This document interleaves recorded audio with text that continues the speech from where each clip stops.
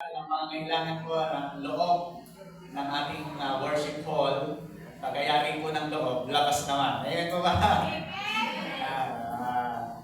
Kaya unti-unti po natin sa biyaya po ng ating Diyos, sapagkat ganun po kabuti ang Panginoon. Maraming salamat po sa inyo pong lahat. Dahil sa ganda po ng ating mga boses, hindi na tayo walang matutulog ngayon. Ayan po ba? Kaya ngayon pong umaga pong ito ay sa-announce ko lang po muna yung ating pong mga gawain na malapit na. Unang-una po sa mga kabataan, may youth camp po ang kabataan sa Friday. 21 po ba yan, 21 Friday, may youth camp po ang mga kabataan. Diyan na po sa Balaong o Pulbaya ba sa nakakasakop sa San Miguel. Meron pong entrance na ito na 100 para po sa event place na gaganapin. Yung event place po kasi ay 14,000 na yung halaga. Ay 100 po ang entrance ng bawat campers. Delegate. Ginawa po natin itong 150 sapagkat yung 50 pesos para sa food, pagkain. Sapagkat wala pong pagkain doon, tayo po magpo-provide ng mga pagkain. Yun yung dadali nila. Maghapon lang po ito. Kaya maaga po kailangan ng mga kabataan na nandun, 7 a.m. lang, nandun na para sa registration. Sapagkat sakto lang po yung bawat oras sa maghapon. Magdala po kayo mga kabataan ng damit, pampalit, sapagkat yung hapon yata ay sa swimming pool ang games. Kaya basa kayo, no? Sabagay, uwian naman na. Pero ayaw yung uwi ng basa, ay magdala kayo ng pamalit na damit. So, yung atin naman pong church and powering ay sa 22, sa Sabado na po yun. Kaya, bawat isa po ay nag-post po ako sa copy-paste. Lahat po ay mag-copy-paste po rin para sa ihanda po natin sasakyan para papunta po rin, nabilang po natin lahat. At the same time po, bukas po ay meeting po namin ng SIPAD ay hinihingi po ang bawat number ng dadalo para sa preparation ng pamimerienda. May pamerienda po na hinahanda po para sa inyo. 2 tinapay at 5 isda. Tama ba? O 2 isda, 5 tinapay. Napaliktad na. Matagal na kasi hindi nagbabasa ng Bible. Yun po mga kapatid, ating event ay atin po nalalapit sa Sabado na po yun. Kaya mag-copy-paste lamang po kayo doon sa ating pinasa doon sa ating GC, pinaikot po sa ating GC na copy-paste. Okay, ready po ba tayo para sa topic natin ngayon? Amen. So, ang ating pong pag-aaralan ngayon ay napakahalaga po sa buhay po ng bawat isa sa atin. Bakit ito mahalaga? Sapagkat walang mangyayari na gusto mong mangyari sa buhay mo kapag wala ito. Sino gusto yung mayroong mangyari po sa kanyang buhay? Amen! Pero pag wala po ito, hindi mangyayari.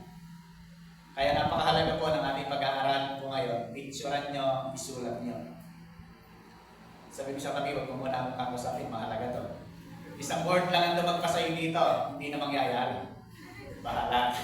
Kaya napakahalaga po ng ating pag-aaralan po ngayon. Ito po ay buhay na ng mga Kristiyano.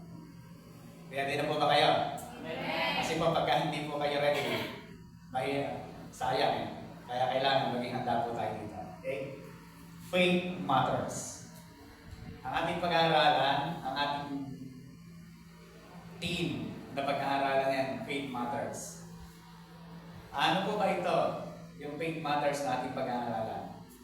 Ang pananampalataya po ay isang bagay na napakahalaga sa buhay mo at sa buhay ko.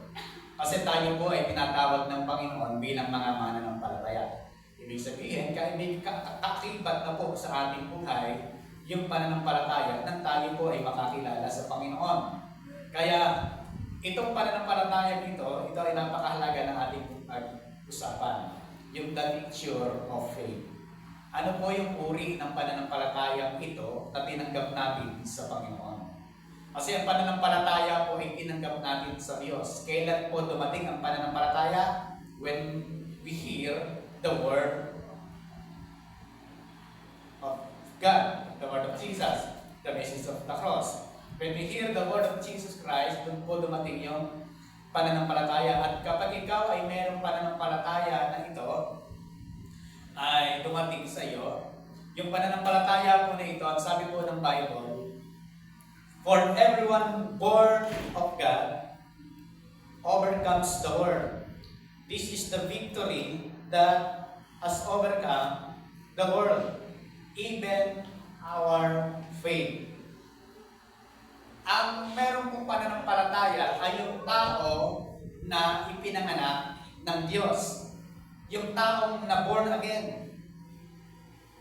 Yung tao pong na born again, yung taong na born again ay nagkaroon ng pananampalataya, sila ang nag-overcome, nagtatagumpay sa mundo. For everyone born of God overcomes the world. This is the victory that has overcome the world, even our faith. Kapag tayo po ay napanganak na muli, na born again, ang sabi ng Bible, tayo po ay overcomer. Sabihin niyo kami, overcomer ka. Ikaw ay mananagumpay. Ang sabi po ng sumunod na verse ay ito, who it is that overcomes the world. Sino? Yung nagtatagumpay sa mundo. Only one who believes. Ang taong nagtatagumpay sa mundong ito, sa lahat ng gawa sa mundong ito, ay yung mga tao na nanampalataya that Jesus is the Son of God. Kapag ikaw ay believers, sure, you will overcome it. Ikaw ay mananagumpay kapag ikaw ay na kay Kristo. Kaya walang anumang gawa ng mundong ito ang pwedeng magpahinto sa pananampalataya mo kasi ito ay gawa ng Diyos sa buhay mo. Pinagtagumpay ka na ng Panginoon, kaya wala kang gagawing tagumpay na iba pa dahil si Kristo na gumawa ng tagumpay sa iyo. Sa darating na panahon at sa mga panahong ito, ang mundo po tayo po ay nasa last days na. Ibig sabihin, hindi maganda na yung mga nangyayari sa ating mundo. Hindi na maganda yung mga nangyayari sa ating paligid. Sapagkat tayo po ay nasa last days na. Pero ito yung tandaan mo kapatid, hindi man maganda yung nangyayari sa mundong ito, ang sabi ng Diyos, tagumpay ka, mananagumpay ka. Amen. Bakit po? Kasi yan yung sinabi ng Panginoon. Sino yung nagtatagumpay sa mundo? Yung mga believers na nanampalataya sa Panginoong Jesucristo. Kaya ano man yung datnan, ano man yung mangyari sa mundong ito, tayo po ay tagumpay. Bakit? Ano po ba yung mangyayari sa mundong ito na sinasabi po ng Bible? Pakita ko lang po sa inyo ang sinasabi ni Pablo kay Timothy. But know this. King James Version po yan, New King James Version. But know this, that is the last day, perilous time will come. Everybody say perilous time. Ano po ba yung sabihin ng perilous time? Mga panahon na hindi maganda. Kakilakilabot na panahon. Kagimbal-gimbal. Yan, napakarami pa mga word na nakakatakot. Ganyan ang nangyayari. Dininawin po natin yan unti-unti. Yan po ay sinabi sa King James Version. Lagyan po natin ng ibang translation. NIV. But mark this. There will be terrible times in the last day. Ayan. Yung kanina, ano yung sinasabi ng kanina? Perilous. Parang precious. Ano sa precious? Perilous. Medyo malalim. Pero bumabaw na ng maging King James. Terrible time. Sa panahon ng huling panahon, ang mundo ay ay magiging terrible. Yan. Grabe po, ano? In the last day po yan. Terrible times in the last day. Meron po ba mga terrible time na nangyayari? Ayun yung sumagot. Sige, bigyan pa natin ng isang linaw. NLT, New Living Translation naman po tayo. You should know this, Timothy. Specific na.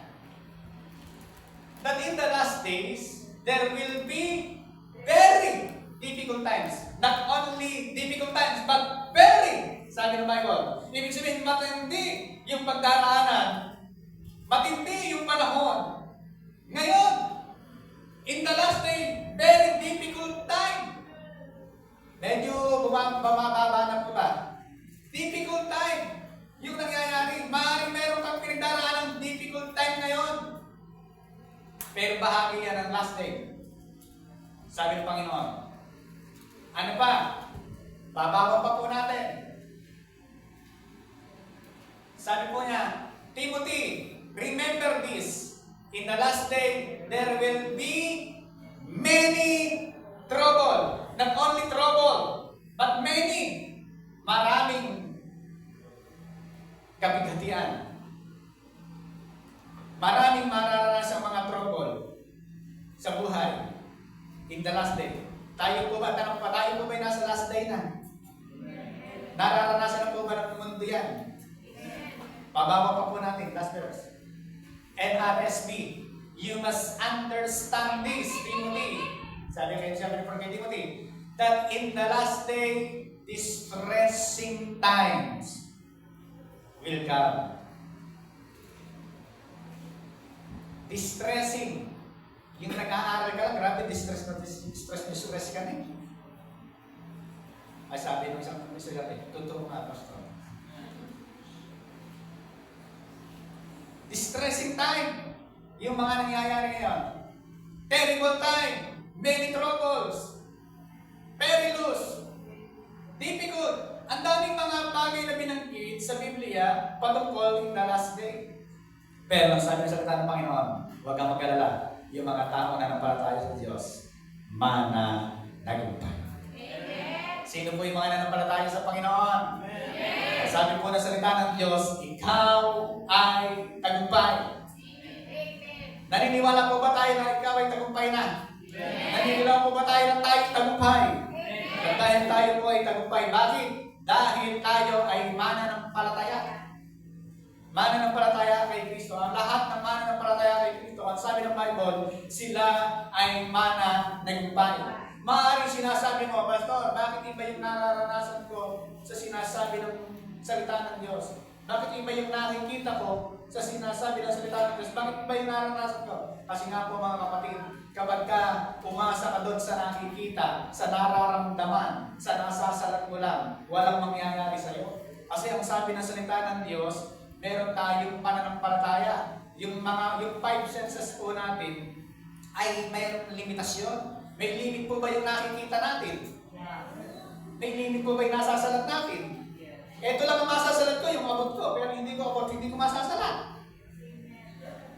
Limitado. Kapag ginamit po natin sa ating buhay, yung 5 senses lang ng buhay po natin, abot lang yan ang ating kaalaman kaisipan, yan yung 5 senses po natin. Hanggang dyan na lang tayo. Pero kapag ginamit natin yung pang-anim, ano po yung pang-anim? Faith. Yun yung 6 senses. Pag ginamit po natin yan, biyan, mararanasan, makikita mo yung sinasabi ng Panginoon at pangako ng Diyos sa iyo. Kasi yan po yung sinasabi ng Panginoon. Napakalaga po yan. Bakit po? Kapag ang gamit po natin ay ito lang 5 ito, malilimitahan ka.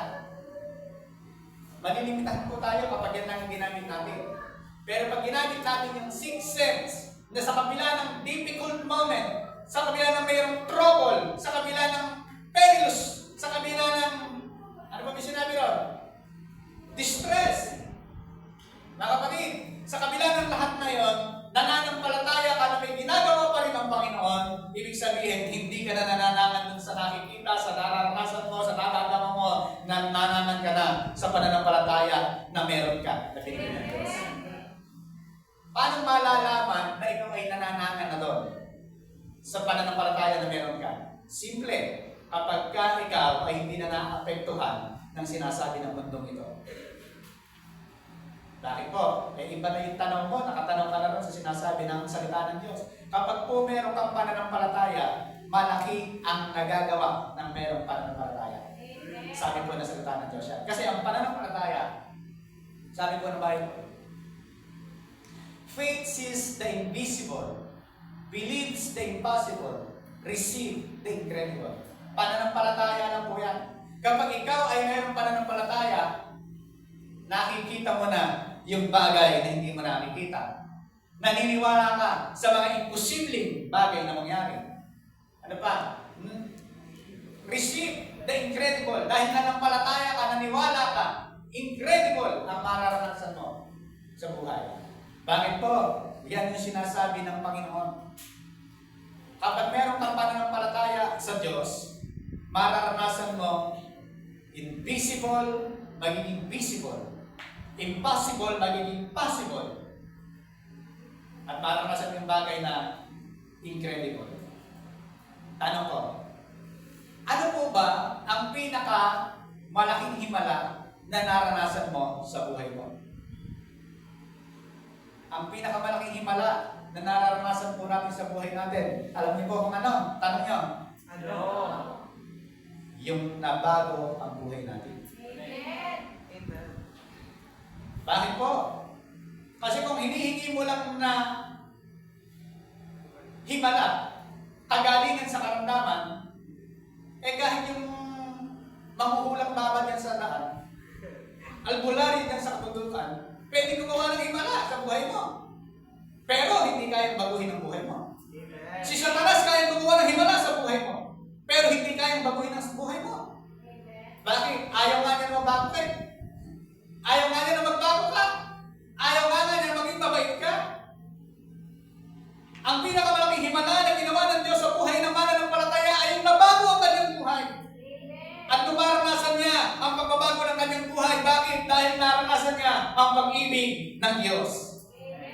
Kaya po mga kapatid, yung pananampalataya na yon na binigay ng Diyos sa atin, ito ay pananampalataya na nagbibigay ng himala. At yung himala, ang pinakamalaking himala ay yung nabago ang buhay ng nanampalataya kay Kristo.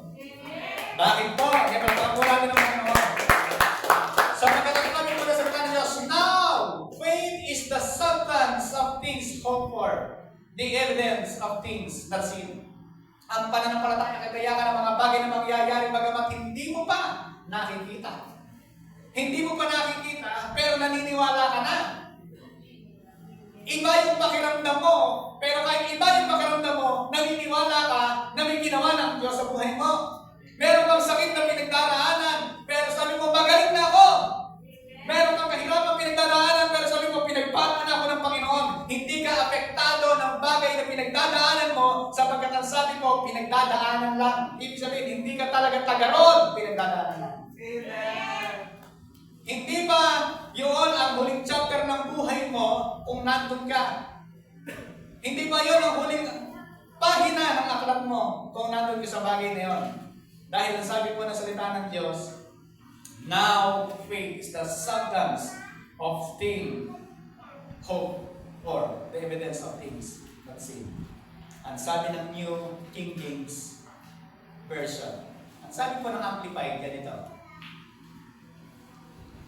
now faith is the assurance of the things we hope for, and the evidence of things not seen. Ano po yung the evidence?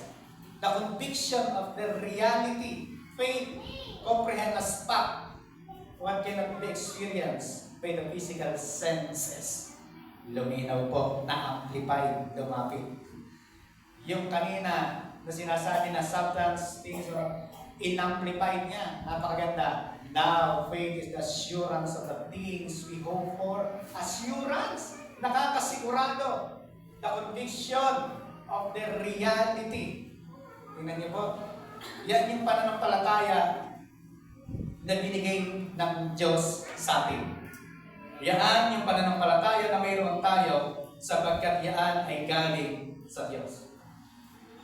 Kumbinsido po ba tayo mga kapatid? Sabi po nung bigyan ko po kayo ng ilustrasyon.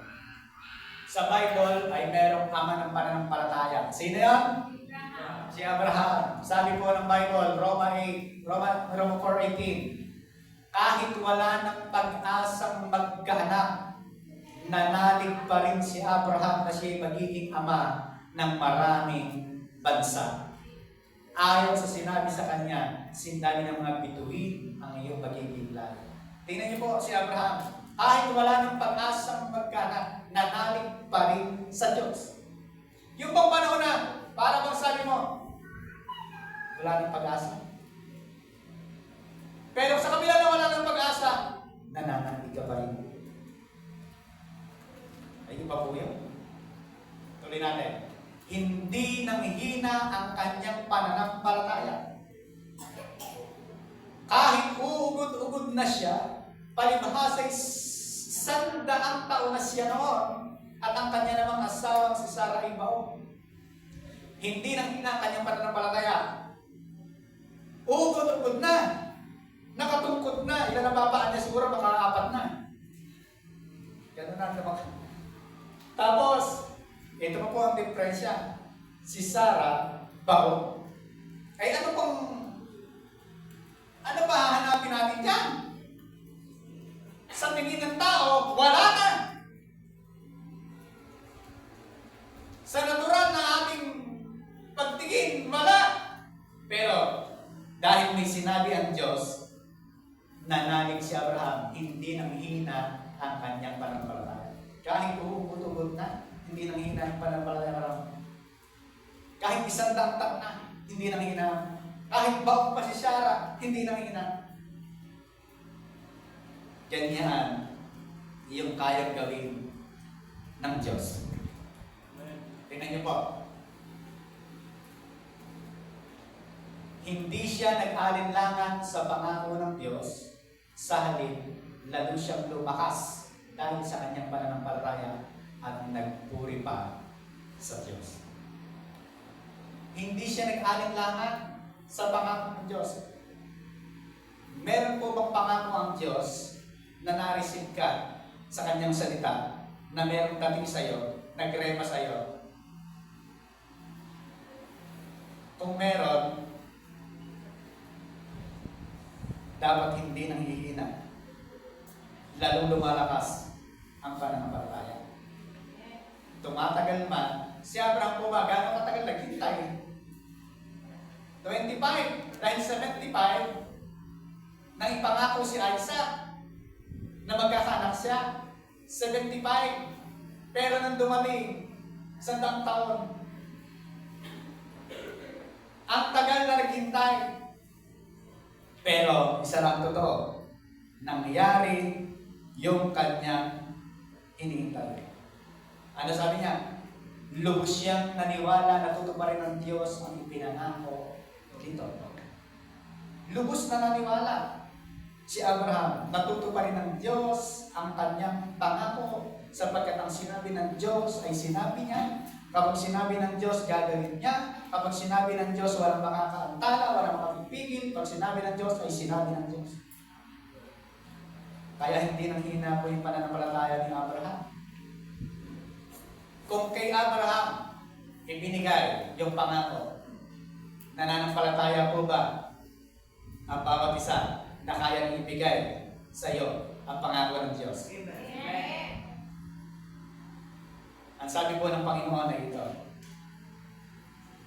kung ang sarili niyang anak ay hindi niya pinagkait sa halip ay binigay para sa ating lahat, hindi kaya niya ibibigay ng sasagana sa atin ang lahat ng bagay. Kung nga yung kanyang kaisa-isang anak, ang Panginoon Jesucristo, ay hindi pinagkait, bagkus ibinigay pa para sa atin.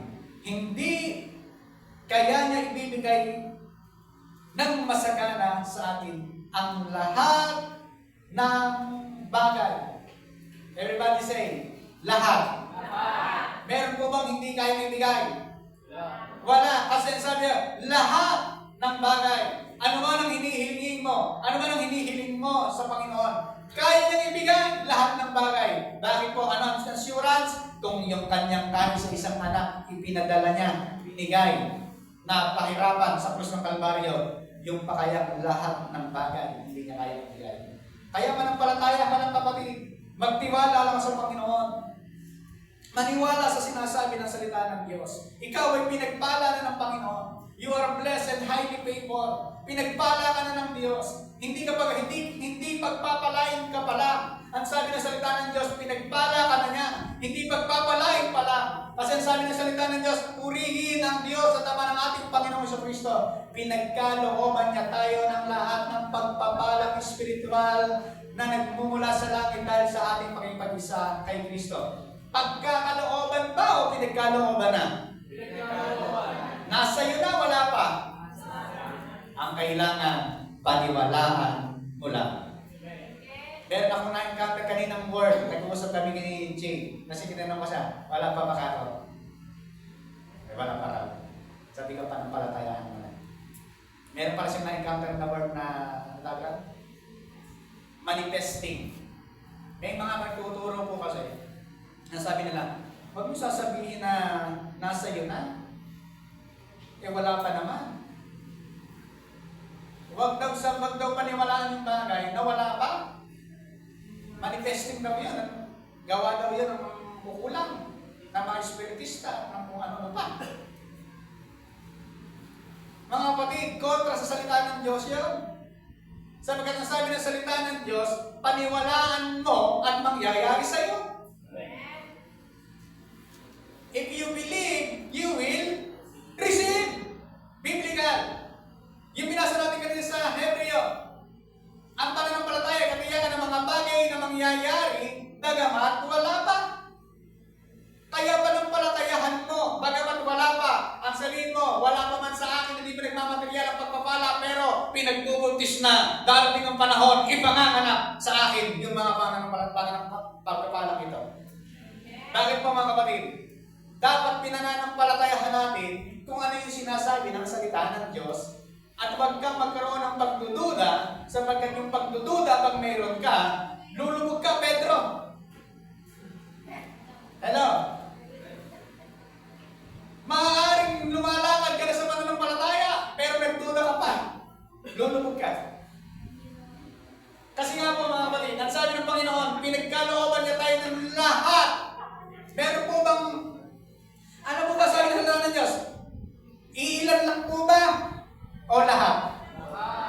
Some all. Pinagkalooban na o pagkakalooban? Inuulit-ulit ko po mga kapatid para magrema sa puso natin na meron na nga pala tayo, panghawakan lang natin, paniwalaan lang natin at mangyayari sa atin. Kung ikaw ay hindi kumbinsido at hindi mo naranasan pagkat sinasabi mo wala pa naman, at ang hirap-hirap ang buhay ko, ganito nararanasan ko. Alam niyo po ba mga kapatid na hindi lang material na pagpapala ang binigay sa atin ng Panginoon? Lahat, all, nandyan na yung sa physical, nandyan yung sa intellectual, lahat ng pagpapala ay binigay ng Panginoon. Kaya nga una yung pagpapala spiritual. Bakit? Saan po ba nagmumula ang lahat? Spiritual muna. Bago nagkaroon ng reality, ng realidad. Spiritual muna. Kaya yung sinabi ng Panginoon, pinagkalooban na ng lahat ng pagpapala. Tanggapin mo at paniwalaan mo sapagkat ginawa at yung sinabi ng Diyos, gagawin ng Diyos. Amen. May mga bagay na hindi mo talaga mararanasan ng pagpapala ng Panginoon. Kapag hindi ka sumunod sa instruction ng Diyos. Tingnan niyo po. Balikan natin si Abraham. Sabi ng Diyos, Abraham, umalis ka dyan sa lupain ng iyong mga magulang. Pumunta ka raw sa lupain na ituturo ko sa iyo. May instructions siya sa Diyos. Saan pumunta? Sa lupain na ituturo. Mayroon na po bang nakikita si Abraham o alam na lugar na pagpupuntahan niya? Wala. Wala namang binigay sa kanya ang Diyos ng mapa. Abraham, ayan ang mapa. Yung itong tuldok na pula na to, yan yung pupuntahan. Wala pong mapa. Basta sabi ng Diyos, pumunta ka sa lugar na ituturo ko sa iyo. Ibig sabihin, habang hindi alam ni Abraham kung saan yung lugar na tuturo sa kanya ng Diyos, hindi alam ni Abraham kung saan yung lugar na pupuntahan niya, sumusunod lang siya kung ano yung instruction ng Panginoon. Kaya ang may pagpapalang nararanasan, yung Eh, simpleng instruction, hindi natin matutuhan. Ganyan po ba? Ang instruction, i-copy-paste sa ng pangalan. Para mabilang kung ilan nasasama. Sino po yung mga nakasin nun? Nawala at hindi nagsulat. Mamaya po isulat, bag ngayon. Ba't ba napasok parang dito? Mga kapatid, kapag tayo sumunod na sa instruction ng Panginoon, ito ang mangyayari sa atin. Amen po ba? Meron pong 3 bagay lang kung bakit hindi mo mararanasan yung pagpapala ng Diyos. Ano po yung 3 bagay po na yan? Halimbawa, ikaw ay timba, pinuksan ng gripo. Nang si Kristo po ay dumating sa mundong ito, pinuksan na ng Diyos ang gripo at ang gripo ay si Kristo. Nakabukas na po ba ang gripo? Ngayon, kung ikaw ay timba, may 3 bagay. Kapag ikaw ay timba na hindi nakapat sa gripo, hindi ka malalagyan. Kahit tumutulog gripo, sige, buksan may gripo niya, maganda mo pa. Hindi ka mapupuno. O kaya naman, tumapat ka nga sa gripo, nakatakap naman. May takip naman. May takip ang utak. Hindi tuloy maranasan. Kasi bakit ayaw paniwalaan? O pangatlo, maaaring nakataob. Nakatapat ka nga pero nakatabog ka naman. Ano malalagay dyan? Puwitan? Dito to po mga kapatid. Binuksan na ng Diyos ang gripo sa atin. Ang kailangan tumapat sa instruction. Sabi natin, tapat. Sabi natin, yung tapat, yun ang napupuno. Kaya tanongin ka tayo, tapat ka ba? Amen! Kasi nga po, yan yung sinasabi ng Panginoon. Tayo po ay pinagkalooban na. Sa English po, yan po ay salitang bless. Bless. Blessed. Yeah? With ED. Past tense. Pinagpala na ng Panginoon. Binuksan na ang gripo. Yung salitang bless. Sa Greek ay eulogeo. Ang ibig sabihin ng eulogeo, good, prosperity, abundance. Logeo, to speak. Ang ibig sabihin, to speak good, prosperity, abundance, over someone. Sinalita na ng Diyos. Ikaw ay tagumpay, ikaw ay pinagpala, ikaw ay prosperity. Totoo naman, yan po talagang ginawa po ng Panginoon sa atin. Kapag narinig niyo po yung sinasabi, kapag narinig niyo po yung turo na yan, mag-iisipin na prosperity gospel yan. Dahil yan po ay totoong ginawa ni Kristo para sa atin. Mahirap na maituro yung prosperity gospel. Wala man lang kabuhay-buhay po yun. Ito yung talagang ginawa ng Panginoon. Bakit ano po ba sabi ng salita ng Diyos? 2 Corinto 8:9. 2 Corinto 8:9. Si Kristo ay naging mahirap para tayo ay yumaman. Yan yung sinasabi ng Bible. Good, prosperity, abundance, and sabi niya, to speak. Sinalita na ng Diyos. Kapag po ba sinalita na ng Diyos, di makapipigil pa. Sinabi na ng Panginoon. Nasa active voice yan. God doing the blessing. Sa aorist tense, once blessed, always blessed, and cannot be unblessed. Kaya cannot be unblessed. Walang makapag-ahadlang kapag pinagpala na ng Diyos. Wag yung paniwalaan yung mga punsoy-punsoy, sabi ng i-check, sabi ng matatanda, sabi. Alin paniniwalaan natin? Sinabi ng i-check, mga sabi-sabi, o sinabi ng Diyos? Kaya, once blessed, always blessed, and cannot be unblessed. Kapag pinagpala ka na ng Panginoon, hindi ka na. Ano sabi na salita ng Diyos? Ang pintong binuksan ng Diyos, walang makapagsasara.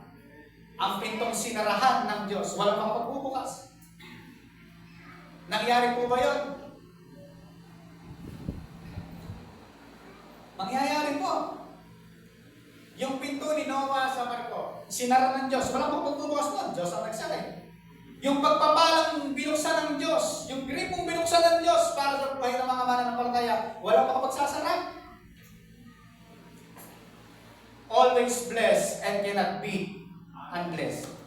Naniniwala po tayo dyan, mga kapatid.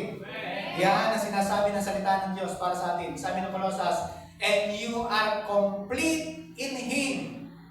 Referring to Christ, referring to God. You are complete in Christ, who is the head of all principalities and power. Everybody say complete. Complete. Malakas. Complete. Ang sabi po sa complete Greek ay plero. Ang ibig sabihin ng plero, fully furnished, provided with whatever is necessary for a purpose. Kompleto, fully furnished. Pagka ikaw ay mayroong bahay, sasabi mo, gusto ko fully furnished. Eh wala ka nang hahanapin pa. Matutulog ka na lang. Yun yung ginawa ng Panginoon. Complete. May kulang po ba? Eh di pananampalatayaan mo na lang pala. Mga kapatid. Nawa, magrema po sa buhay puso ng bawat isa yung mga sinasabi ng salita ng Diyos dito sa atin. We are complete. We are blessed and highly favored. Yan po ang sinasabi ng Panginoon. Bakit kompleto na? Ano ang proof natin na tayo na kompleto yung binigay ng Diyos para sa atin? Nung likhain ng Diyos ang tao, ano muna yung kanyang nilikha? Di ba talaga?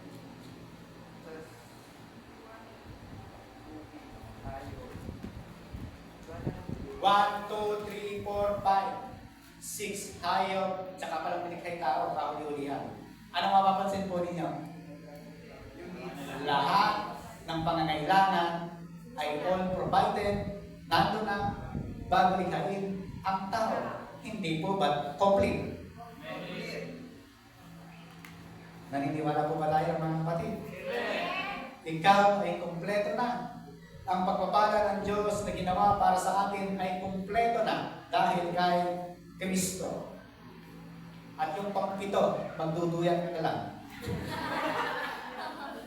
Amen? Kaya nga pagkaling ko, pero parang kang dinuduyan.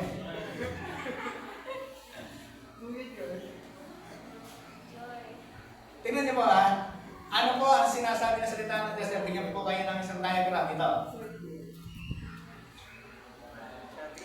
Body, soul, and spirit. Ang sabi po ng Bible sa Thessalonica chapter 2, verse 5:23. First Chronicle, 2 Thessalonians 5:23. Tama rin. Tayo po ay mayroong body, soul, and spirit. Yung pong ating spirit, yan po yung na-born again. Hello? Yung spirit po natin, yan yung charito. Blessed and highly favored. Wala nang makapag-aagaw dyan, walang makatatanggal na dyan sapagkat dahil kay Kristo na born again. Wala nang pangalawang born again. Wala nang pangatlong born again. Basta na born again na. At wala nang mamamatay doon sa born again na yun. Bakit? Gawa ng Diyos yun. Sino makakapatay po nun? Oh, dahil na born again, charito, blessed and highly favored. Ngayon, yung born again spirit na yan, magmamanifest sa soul. Yung pong soul, yan yung metamorpho. Ibig sabihin, nanggaling sa salitang metamorphosis. Yan yung nagbabago. Mula doon sa narisip mong born again spirit, dadali doon sa soul, kailangan magkaroon ng conviction ka para magkaroon ng pagbabago ang iyong buhay. Yung body. Magiging bago yung aksyon. Dati dito papunta, pero naging born again, naapektuhan ang soul. Ngayon, lumiko na, papunta na sa direction ng Panginoon. Naintindihan po natin. Tinatawag na anakhaino. Metamorpho. Ibig sabihin ng anakhaino, nilinis, pinatawad ng Panginoon. Pinuro ng Panginoon. Yung body, magre-response lang po siya doon sa nare-receive ng spirit. Papunta sa soul, papunta sa body. Kaya ikaw ngayon, nandito. Kasi nag-response ka doon sa sinabi ng spirit at sinabi ng soul mo. Kaya ang pati mo nandito ngayon. Pero kung inepektuhan ng body ang soul, maapektuhan ng soul ang spirit. Sabi ng body mo, naantok ako, malata ako, may sakit ako. Yan. Maapektuhan niya yung soul. Sabi ng soul mo. Ano po yung soul natin? Intellect, mind, will, and emotion. Intellect, will, and emotion. I-epektuhan niya. Ngayon yung spirit, wala nang magawa. Nag-crave ngayon ang Holy Spirit. Okay? Kaya na sinasabi sa Bible na ang Holy Spirit nag-crave kasi gusto niyang mangyari, dapat na mangyari, hindi nangyayari kasi naging maligtad. Body ang nag-confluent sa soul at yung soul ay wala nang magawa. Ay yung spirit wala nang magawa kasi yun ay ginusto ng soul. Ganun po yung nangyari.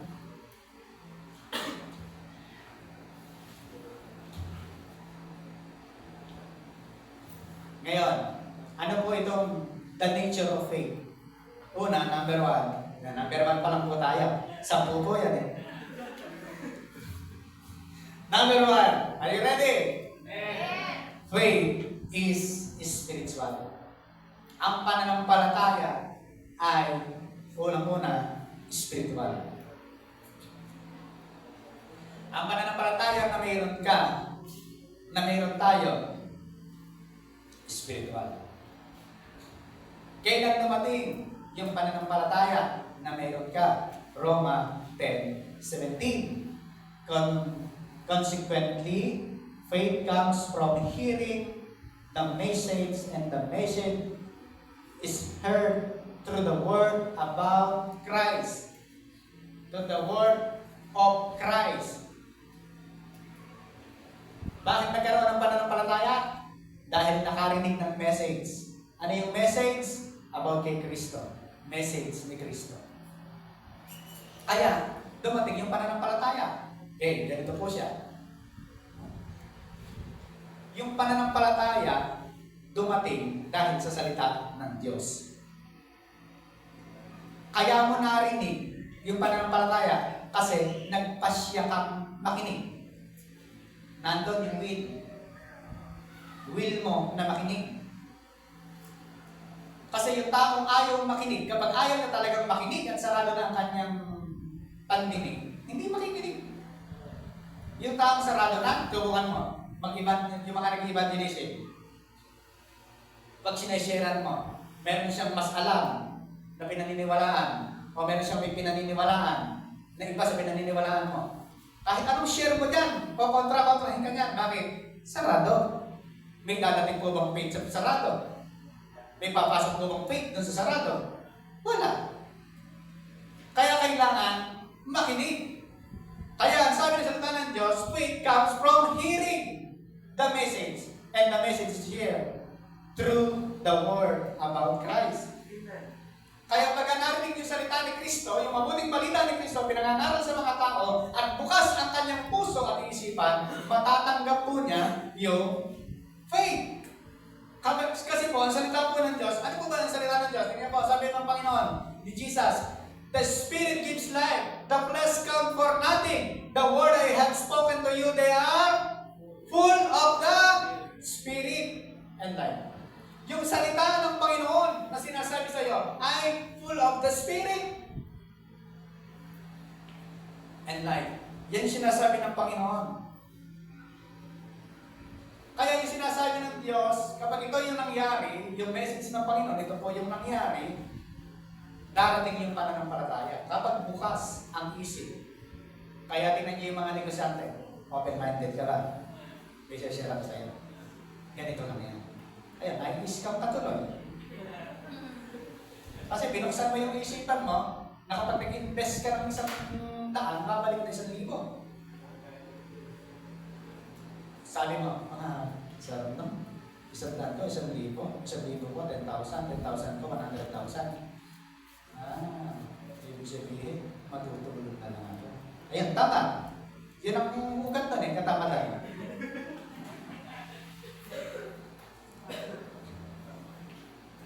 Kaya po, yung pananampalataya ay darating dahil ito ay spirit. Meron pa tinatawag na the second law of the harvest. Ano po yung the second law of the harvest? Tinatawag, we reap the same kind as we sow. Hindi pwede na nagtanim si Kuya Larry ng kalabasa, upo, inani. Hindi pwede na nagtanim ka ng mangga, umani ka ng santol. We reap the same kind as we sow. Yan po yung the second law. Ano po ba yung the first law? Kapag ka marami yung tinanim, mas marami ang aanihin. First law yun. Ito naman second, we reap the same kind as we sow. Kung ano yung kind, uri ng itinanim mo, yan yung uri ng aanihin mo. Pero kapag ikaw ay nagtanim, mas marami ang aanihin. Ano ang ibig sabihin po? Ang salita ng Diyos, yan ay spirit. Full of the spirit and life. Yan yung itinatanim. Kaya pag yan ay tumubo, ano mangyayari? Spirit din. Ano yung spirit na yan? Faith. Kaya ikaw ay meron pananampalataya dahil yan ay gawa ng Diyos, spirit po yan. Kaya dahil meron ka niyan, yung pananampalataya ng spirit, naniniwala ka ngayon sa sinasabi ng Bible sa Hebreo 11:1. Though now, faith is the substance of things hoped for, the evidence of things not seen. Ang pananampalataya ay katiyakan ng mga bagay na mangyayari kahit hindi mo pa nakikita. Naniniwala ka ngayon sa mga bagay na hindi mo pa nakikita, nangyayari ito. Ang tawag doon, faith. Ang mundo na walang pananampalataya, ang taong walang pananampalataya, see is to believe. Dapat mangyari muna bago ka manampalataya. Kasi sabi na, ay, totoo nga. Ayan. Kasi nga, to see is to believe. Alam nyo, marami napapahamak sa to see is to believe. Meron po ba kayo alam sa Bible na napahamak? Sabi ng Bantay Pintuan, sabi kasi ni Eliseo, ngayon, bukas ng umaga. Ay, hindi pala ngayon, bukas ng umaga. Bukas ng umaga. Sa ganito ring oras.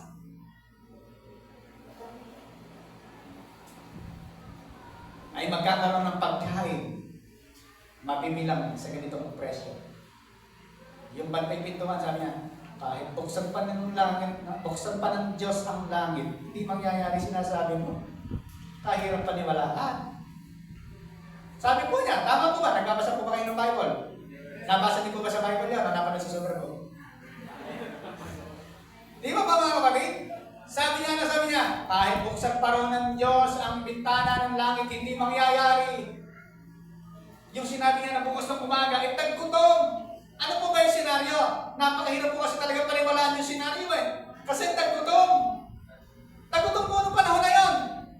Para patunayan ko sa inyo, so basahin niyo po ulit yung verse. Yung mga bago ko sinabi yung verse na magkakaroon ng ganung pagkain, ng ganung araw, kinabukasan, bago po mangyari yon, yung anak nila, yun ang kanilang kinakain sa hirap ng gutom na walang nakain. Ano ba, yung anak ko, yun mo nakakainin natin ngayon. Bukas pa, anak na naman. Ganun po ang tindi ng gutom. Eh sabi ng propesya, nag-prophecy si Prophet Eliseo. Tama ba ba? Sabi ni Eliseo, bukas, ganito rin oras, dadagsa ang pagpapala. Sabi ng kapitan, ng Bantay Pintuan, hindi mangyayari. Kahit buksan niya ang langit, imposible. Ano nangyari dun sa Bantay Pintuan na yan? Namatay! Bakit? Dumagsa ang tao na stampede, napagtatapakan siya. Hindi nakaharap sa pinto eh. Namatay. Ano pa, maniniwala na po ba kayo? O ano? Maniniwala na po ba? Sa sinasabi ng salita ng Diyos? Or basta maniniwala na po nangyari? Eh ito ang nangyayari sa church natin, hindi nga natin alam kung paano nangyayari yan eh. Purihin ng Panginoon. Dahil gumagamit siya ng mga tao, ginagamit niya ang bawat isa sa atin para mangyari yung mga bagay na hindi natin akalain dapat mangyayari.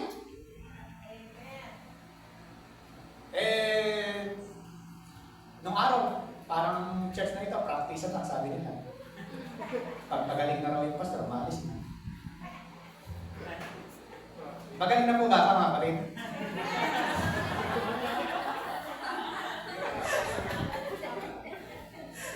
Si Lord lang ang magaling. Ay pero po, ang Diyos may ginagawa. Pananiniwala po natin. Amen. Naniniwala po tayo sa sinasabi po ng salita ng Diyos. Sa mga bagay na yan, katiyakan ng mga bagay na wala pa pero mangyayari.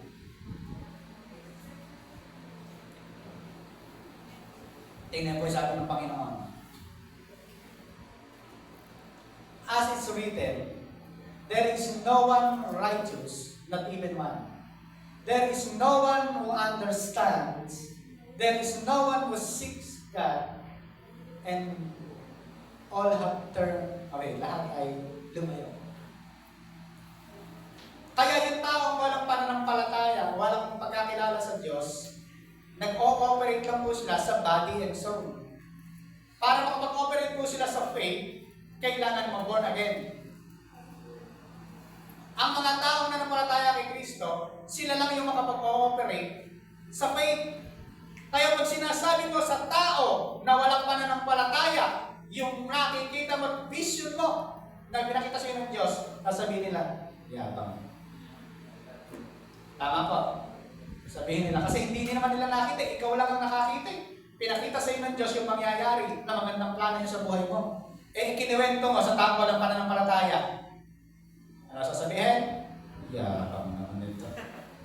Sa loob-loob niya, maaaring sa una eh. Yabang nito.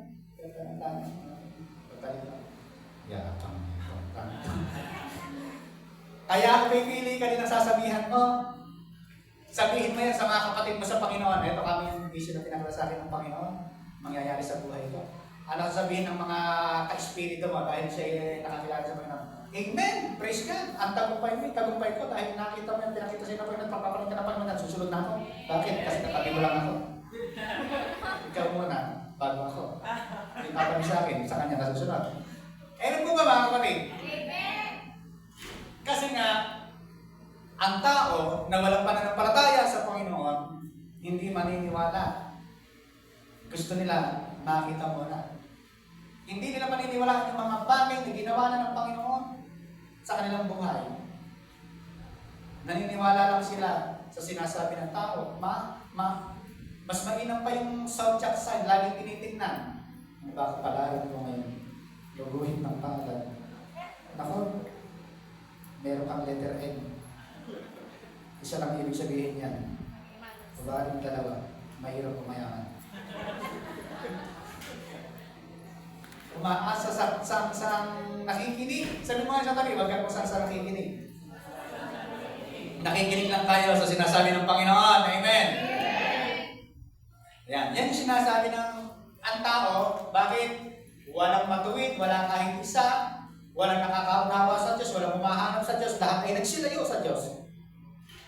Dahil sa bagsak na kalagayan ng tao. Dahil sa bagsak na kalagayan po ng tao, iyan ang nangyari. Dahil hindi nakaabot ang tao sa pamantayan ng Diyos. Ang tao po, may biblical description sa tao. Biblical description of born again. Ito po yung mga tao hindi na po born again pa. Ang kanilang description ay spiritually dead. Patay po, spiritual. Kaya ano yung paniniwalaan ng isang patay? Patay spiritual. Yan yung kalagayan ng tao na hiwalay sa Diyos. Yung tao na hindi pa po na-born again, patay sa Espiritu. Kaya kahit anong paliwanag mo patungkol sa Diyos, patay, maliban, nabuksan niya ang kanyang puso, ang kanyang pandinig sa sinasabi ng mensahe na salita ng Diyos, darating yung pananampalataya sa Kanya. Sabi po ng Bible, as for you, you were dead in your transgression and sin. Bakit patay ang tao? Dahil sa kanilang pagsalangsang at mga kasalanan. Dahil sa kasalanan po ng tao, ang tao ay patay. Ano kakayahan ng patay? Meron akong tanong nung nakaraan. Di ba meron po akong tinanong nung nakaraan?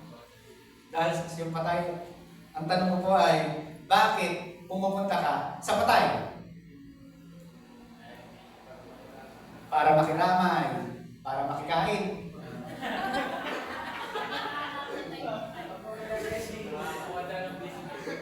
Para makapag-candy, makapag-kape. Bakit po pumupunta sa patay? Ang sinasabi natin, para makiramay. Alam niyo po, no, kaya tayo pumupunta sa patay, ito yung katotohanan. Dahil yung patay, hindi na makapupunta sa iyo. Tama po. Makapunta pa sa iyo patay. O, kaya ikaw na lang ang pupunta sa patay. O gusto niyo pupunta sa iyo patay?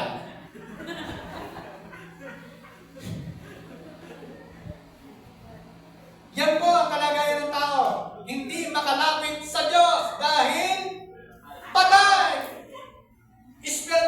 Spiritual death.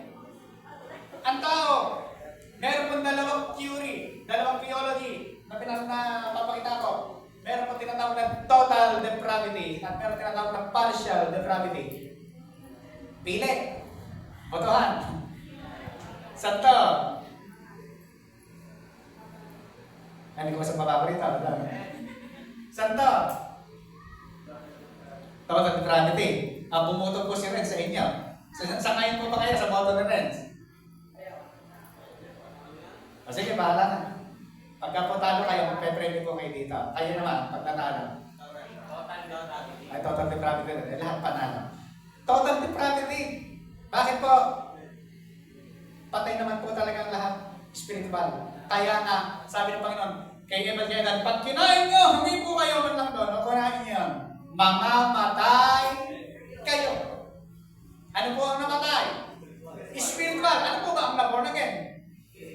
Hindi naman na-born again yung ating katawan eh. Ang na-born again is spirit.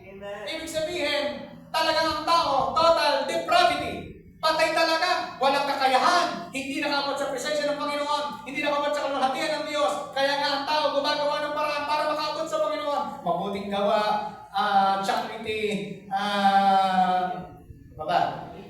religion, filosofiya. Maraming ginagawa ang tao para umabot sa Diyos. Pero lahat ng gawa ng tao,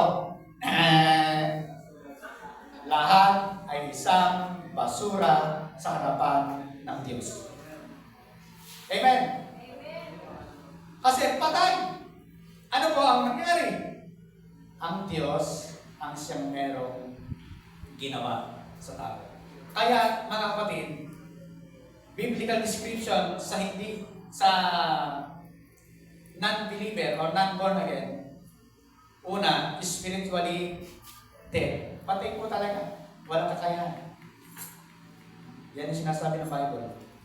Pangalawa, spiritually lost. Spiritually lost, nalayo, nahiwalay sa Panginoon. Kaya ang Panginoon, sabi niya, For the Son of Man, si Jesus Christ, came to seek and to save the lost. Kaya si Kristo pumunta rito para iligtas hanapin ang nawawala. Dahil ang tao po is spiritually lost. Kung spiritually lost ka, may pag-asa ka bang makabalik? Naliligaw ka. Gaya ng tupang naligaw. Tayong lahat ay gaya ng tupang naligaw. Nagkanya-kanya tayo ng lakad. Kaya sinasample lang ko na kayo sa pag-evangelism natin, ha? Ngunit ipinataw ni Yahweh ang parusang nararapat na sa atin ipinataw sa Panginoon. Sample pa lang yan. Tuturo ni Brad sa atin yan. Patungkol sa ating pag-evangelism. Yan po yung gawa ng tao. Ang tao po ay lost. Nawawala. Ano pa? Spiritually blind. Ang tao po ay bulag. Ano po ang sabi ng Bible? The God of this age, referring to Satan po yung God na yan, small g. Sa Bible po, pagka small g, referring po sa Diyos, Diyos, ano kaya kay Satanas? The God of this age. blinded the mind of unbelievers. Yan nga? Blinded. Yan sinasabi, spiritually blind. Pinulag ang kaisipan, natakpan ang kaisipan ng mga hindi nananampalataya so that they cannot see the light of the gospel. Para hindi nila makita ang liwanag ng mabuting balita ni Kristo. Pinulag sila ng Diyos ng sanlibutan ito. Sino po yung Diyos ng sanlibutan ito? Si Satanas, the God of this age. Kaya tao, spiritually blind. Paano mapupunta sa pararawan ng spiritually blind? Yan po sinasabi ng Panginoon. Ano pa? Spiritually darkened and hardened. Yan po sabi ng Panginoon. Spiritually darkened and hardened. Verse. They are darkened and then understanding and separate from the light of God because of the ignorance that is in them due to the hardening of their heart. Darkened and hardened. Yan po yung tao. Wala talagang magagawa. Dark na, hard pa. Tingnan po. And panglima, spiritually aloof. Ano po yung spiritually aloof? Nahiwalay sa Diyos. Nalayo sa Diyos. Yan yung nangyari sa Panginoon. Walang connection. Kaya paano pong mananampalataya ang mga unbeliever? Yung 5 po na yan, yan yung kanilang kalagayan. Kaya mga kapatid, hindi natin pwedeng hindi pagtiyagaan. Yung bulag, pagtiyagaan mong akayin. Yung nawawala, pagtiyagaan mo. Nahanapin. Yung death, pagtiyagaan mong buhayin. Gagamitin ka ng Diyos. Death spiritual. Ang Diyos ang siyang mayroong kakayahan gumawa para mabuhay ang patay. Yan po. Okay. Whoever belong to God hears what God said. The reason you do not hear is that you do not belong to God. Bakit hindi nakikinig? Saan ba doon? The reason you do not hear to God, you do not belong to God. Kaya pala hindi nakikinig sa Panginoon. Hindi sa Diyos. Kasi ang sa Diyos, nakikinig. Ang aking mga tupa ay nakikinig sa akin. Amen. Amen. Kaya yung mga tao, nasi-share natin ang mabuting balita ng Panginoon. Pag nakikinig, i-share mo ng todo ang mabuting balita ng Kristo. Dahil yung nakikinig, tupa ng Panginoon. Pero yung mga tao na didibatihin ka pa, tupakin yun. Nagpasan mo na yun. Yan po yan. When? Ano po yung sabi yan? Ano po yung tao? Ano po yung 5 tao? Spiritually dead, lost, blind, darkened, hardened, and aloof. Yan po ang kalagayan ng tao kung hindi pa born again. Kaya huwag po natin silang pagtakahan kung bakit gano'n ang kanilang sinasabi, kung bakit gano'n ang kanilang ginagawa, kasi ganyan po sila. Bilang ikaw ay spiritual, ikaw ay nanampalataya kay Kristo, naunawaan dapat natin sila. Hindi tayo pumapatol sa kanila. Amen. Dahil ganyan po ang kalagayan po nila. Nakakaawa ang mga tao na hindi pa nakakakilala sa Panginoon. When does faith begin? Paano darating ang pananampalataya sa kanila? Yan ang katanungan. Okay. When does faith begin? Faith begin at the entrance of the Word of Christ. Kapag ang pananampalataya ay mangyayari, magsisimula kapag ang salita ni Kristo ay dumating sa buhay ng isang nananampalataya. Consequently, faith comes from hearing the message of Christ. Kaya darating yung pananampalataya pagka narinig ang mabuting balita. Kaya yung bagsak na kalagayan ng tao, walang makakarating sa Diyos, kailangan marinig ang mabuting balita ni Kristo para dumating ang pananampalataya sapagkat faith comes from the hearing the message. Sabi po niya, meron po sa Bible na babae, si Aling Lydia. Ikwento po natin si Aling Lydia. One of those listening was a woman from the city of Thyatira named Lydia's Lechon. Bago pa po magkaroon ng Lydia's Lechon, meron mo ng Lydia's garment. Ayun na, cloth. Ayun na, dealer in a purple cloth. Yan, Lydia's garment muna. Bago magkaroon ng Lydia's Lechon. Kasi nung panahon po na yun, bawal ang baboy. Pwede na ngayon. Okay, she was a worshiper of God. The Lord opened her heart to respond to Paul's message. Ano po yung message ni Paul? The Gospel of Christ. Bakit nag-respond si Lydia? The Lord opened her heart. Kailan nabuksan ang puso ni Lydia? Nang makarinig ng mabuting balita ni Kristo. Nung nakarinig siya ng mabuting balita ni Kristo, tsaka lang nabuksan ang kanyang puso. Tsaka siya nananampalataya sa Diyos. Napaka galing ng mensahe ng Panginoon. Nung narinig ni Lydia yung salita ng Diyos, binuksan ng Lord. Sino nagbukas? Ang Lord. Bakit? Ang pasya ni Lydia, ang kanyang will, makinig. Nung will niyang makinig, dumating ang pananampalataya. Kasi wala namang pong tao na, halika makinig ka. Pipilitin mo makinig. Sige, pilitin mo makinig. Nandyan nga yan. Sa cellphone yan. Tapos sabi pa niya, tagal naman yung pastor. Tagal naman. Sabi nung nag-invite sa akin, sandali lang daw. Tapos yung tagal naman yung pastor. Tapos mamaya-maya sabi na yan, pagka uwi na, tapos link mo na naman, invite mo na naman. Sabihin na niyan, ay pare, may gagawin naman. Pare, saka na lang, may busy. May dahilan na. Bakit? Hindi talaga nakinig. Paano darating ang pananampalataya sa taong hindi nakinig? Naintindihan po ba natin mga kapatid? Yung pakikinig kasi, will mo, hindi pakikialaman ng Diyos yun.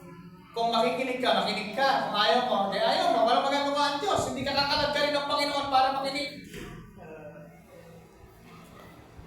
Amen.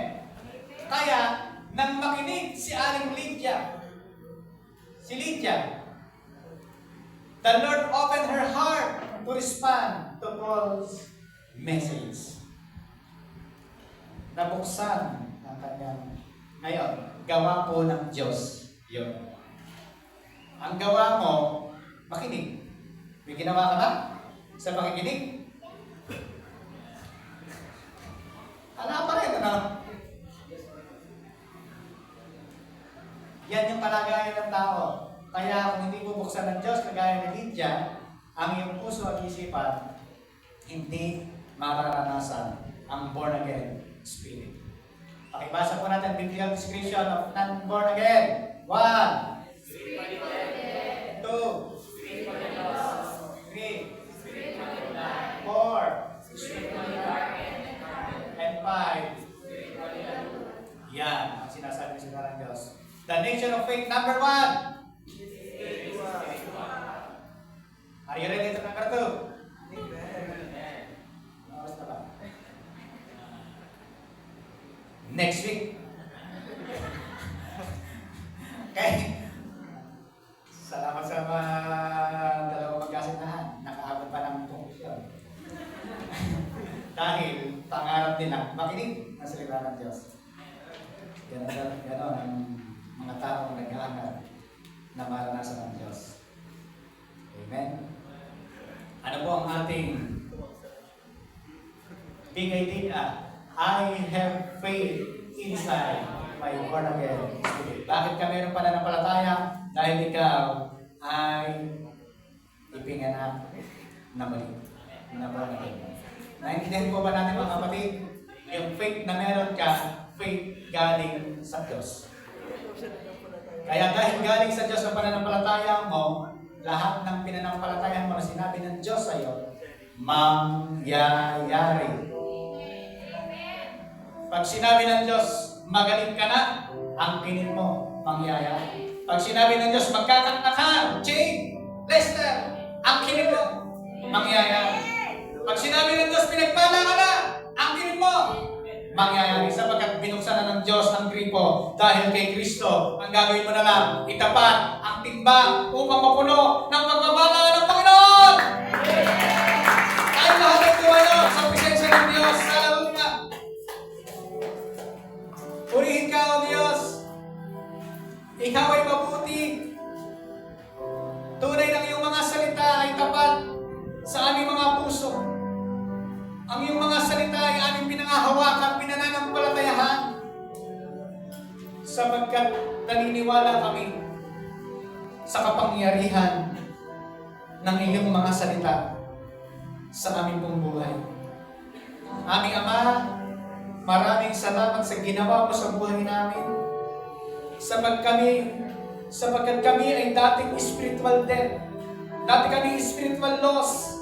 Dati kami spiritual blind, darkened, hardened, and aloof spiritually. And because of the message of the cross, the message of Christ, the gospel, the pure gospel of Christ, nagkaroon kami ng pananampalatayang galing din sa iyo. Sapagkat nakinig kami, mas pinili namin makinig sa iyo kaysa makinig sa mundo. Makinig sa iyong salita kaysa makinig sa sinasabi ng mundong ito. At dahil doon, dumating sa amin ang pananampalatayang mapaglilipat ng mga bundok papunta ng dagat, bundok ng problema, bundok ng kahirapan, bundok ng sakit karamdaman, ay kaya naming palayasin sa pangalan ng Panginoon Hesus at matapon sa kalaliman ng dagat. Dahil kay Kristo na nagbigay sa amin ng pananampalataya. We have faith inside our born-again spirit because of Christ. Dahil kay Kristo na nagmahal at umibig sa amin. Maraming salamat po aming Ama sa pag-ibig mo sa aming pong buhay. Ikaw ang sa Diyos na hangad namin laging maparangalan sa buhay, sa pananampalataya na iyong binibigay sa amin. Ama, dalangin ko na patuloy pa kaming lumago sa pananampalataya sa iyo. Patuloy pa kaming yumabong bilang isang punong natanim sa tabing batisan, laging sariwa at namumunga sa kapanahunan. Maraming salamat aming Ama sapagkat ikaw ang Diyos na tumawag, nagligtas para sa amin. Hallelujah. Yes.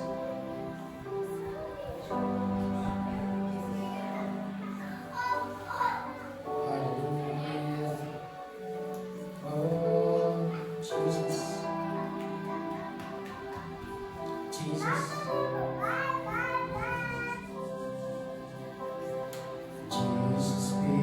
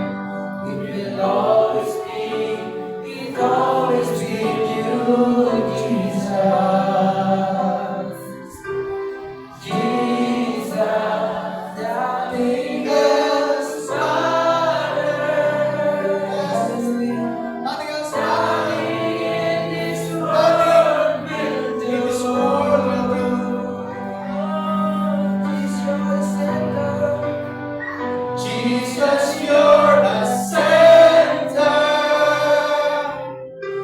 And everything revolves around you. Jesus, you are the center of it all. From my heart to the heaven, Jesus be the center. Oh, from my heart to the heaven, Jesus be the center. It's all about you. It's all about you. Yes, it's all about you. From my heart to the heaven, Jesus be the center. It's all about you. Yes, it's all about you. From my heart to the heaven, Jesus be the center. It's all about you. Yes, it's all about you. From my heart to the heaven, Jesus be the center. It's all about you. Yes, it's all about you. Taas mo ang iyong kamay, kapatid. Ideklara natin ang sinasabi ng salita ng Diyos para sa atin. And we believe na ito ang mangyayari sa ating mga buhay. Let's declare, I am blessed and highly favored. I am healed. I am protected. I am strong. I am child of God. I am loved by God. I am forgiven in Christ. I am righteous. I am holy. And I am victorious. In Jesus'